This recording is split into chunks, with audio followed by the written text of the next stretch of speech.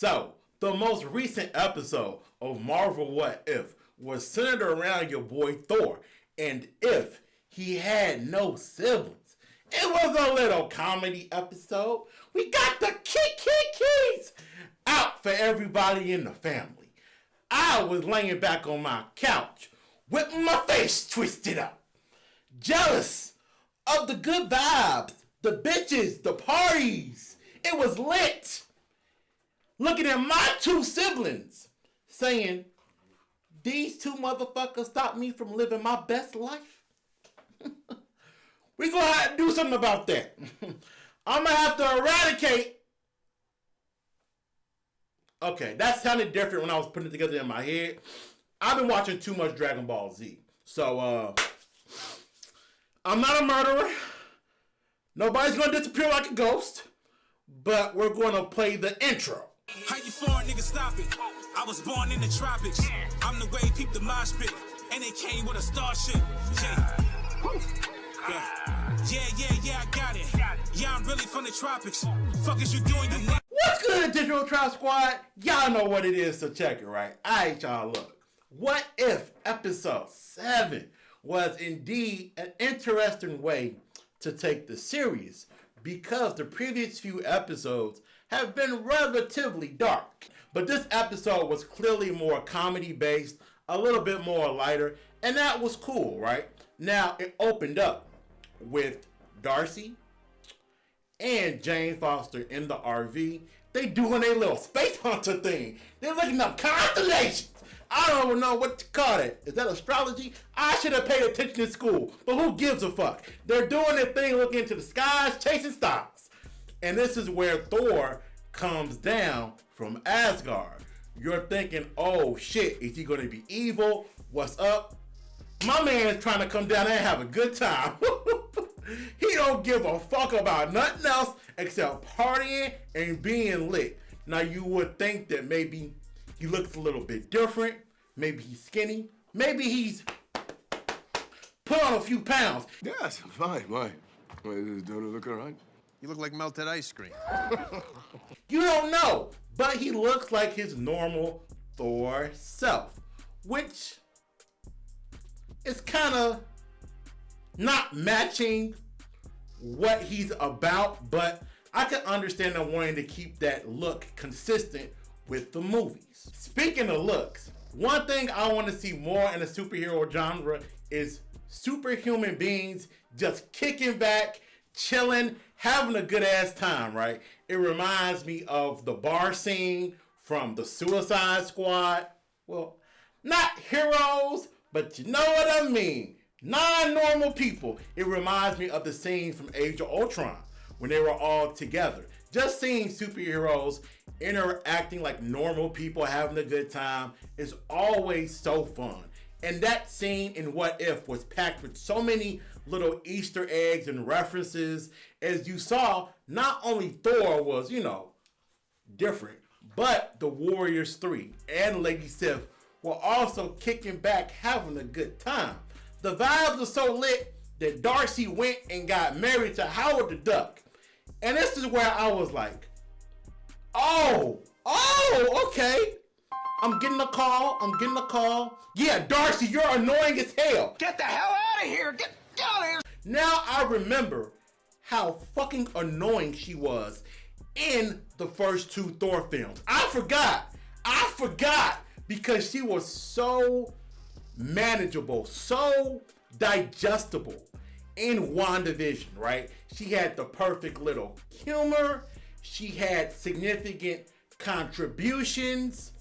Everything she said wasn't followed up with a joke or introduced with a joke. It was so great, her interpretation in that show, that now here it's joke after joke after joke after joke.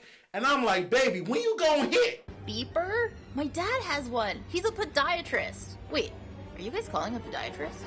Damn, bro, you got the whole squad laughing. And one of the most coolest things about What If is that they've been having characters cross over from multiple films, right?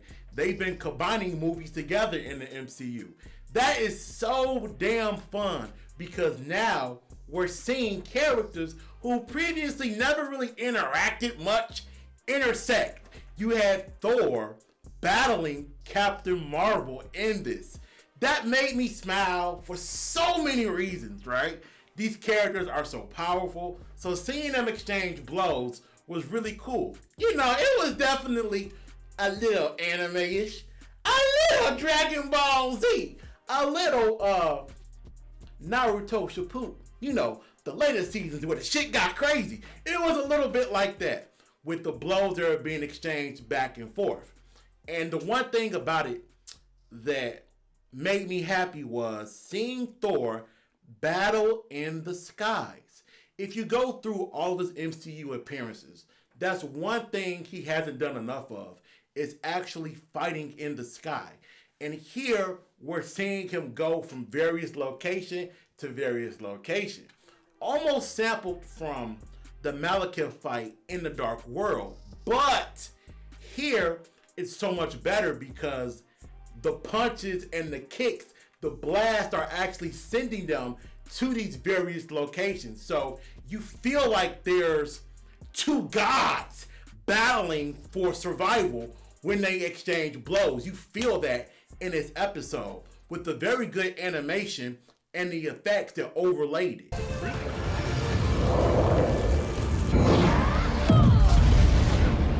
If you're like me and you watch enough anime or enough animation in general, you can kind of tell when a voice actress is actually interested and intrigued into what they're doing. And you can tell Chris Hemsworth had a lot of fun with this. Like, his lines were so energetic. You could tell that he was really living through this alternate what-if scenario for his character. And I'm glad to see that he came back, right? That he cares enough about his interpretation of Thor to say, hey, motherfucker, ain't nobody else scooping up this Thor money but me. Fuck that.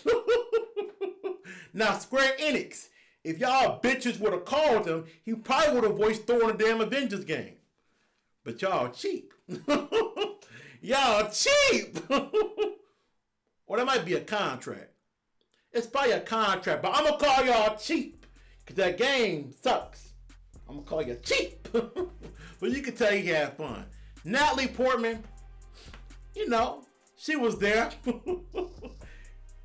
Clocked in, clocked out, got that paycheck. But the episode ending with an alternate take on Ultron is very interesting. And spoiler alert, if you go to a Hyundai commercial online, it's kind of teased what the ending of season 1 could be. And it's definitely building up to something very big for the ending. Glad to see that it involves Ultron, because I was definitely disappointed as a fan by what they did in the second Avengers movie involving him. We ain't gonna talk no more long, cause I could go on for days about that bullshit. That was tough. That was tough. Anyway, it's been weird, but it's been real. We gotta shorten up the end of these videos. So, get out of here, bitch! When I pull up, she gon' look though. Look at he mad, ain't look, bro. She bad as hell, but can't cook though. It don't matter, but you still watching me while I did it for the look though. 100 feet worth of drip, don't drown this fly shit, that's the look though. And look though, I'm the wave, you can look though. I'm something different, I don't think you get it, but I still did it for the look though. Look though, yeah, I did it for the look though.